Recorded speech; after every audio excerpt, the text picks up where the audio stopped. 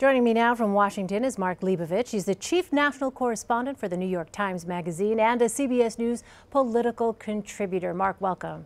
Hi, Elaine. So President Trump in the past has often boasted about what he would accomplish in his first 100 days. He now appears to be downplaying that mark. What do you make of that and of how the president is doing so far? Well, I mean, I think he's doing more than downplaying it. He actually put out a tweet a few days ago saying it's a ridiculous media-driven marker or something like that. Look, I mean, he hasn't, legislatively speaking, accomplished much at all. And what you have sort of in 5 days from now is the bare minimum you would expect a government to do, which is to stay open. And, you know, we were facing a government shutdown on Friday. Meanwhile, the White House is lobbying, lobbying, L-O-B-B-I-N-G, saying that we're going to try to get a health care plan voted on. We have a tax plan that's coming out on Wednesday. I mean, these are not small lifts. I mean, these are things that take, years often in normal-ish times. So it is curious about how this is all going to get done. But I think the fact is, I mean, other than Justice Gorsuch, there has been very little and almost nothing legislatively that the president has accomplished. Well, let me ask you about tax reform. On Wednesday, the president is expected to unveil a tax reform plan, perhaps. What do we know about that? Is it expected to face opposition on Capitol Hill?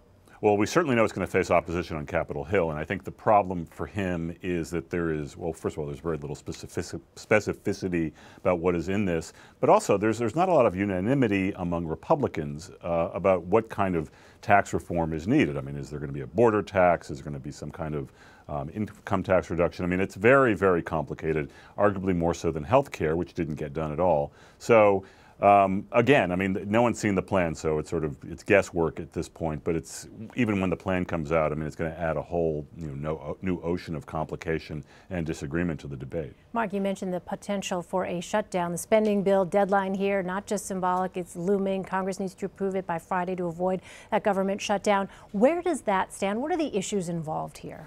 Well, I mean, the issues, I mean, I think if there was a straight ahead compromise between Democrats and Republicans on the Hill, they could probably get something done. I mean, there are areas of agreement that if you at the very least wanted to do something to sort of set this up for just sort of tabling a lot of these debates for now and keeping the government open, you could do that. The problem is the White House is introducing things like funding a border wall or actually, making the paying of Obamacare subsidies part of a debate when in fact Democrats would say that this is, this should be subjected to, or this is already accounted for in the budget. So it's a very, it's complicating, and I think many people on the Hill, again, of both parties, would say that the White House is only complicating efforts at this point, and that the White House is also trying to achieve legislative victories through the budget, through the spending process that they couldn't achieve through more traditional legislative means. So Saturday is 100 days, though I usually do not like to ask reporters crystal ball questions. I'm going to proceed to ask you two.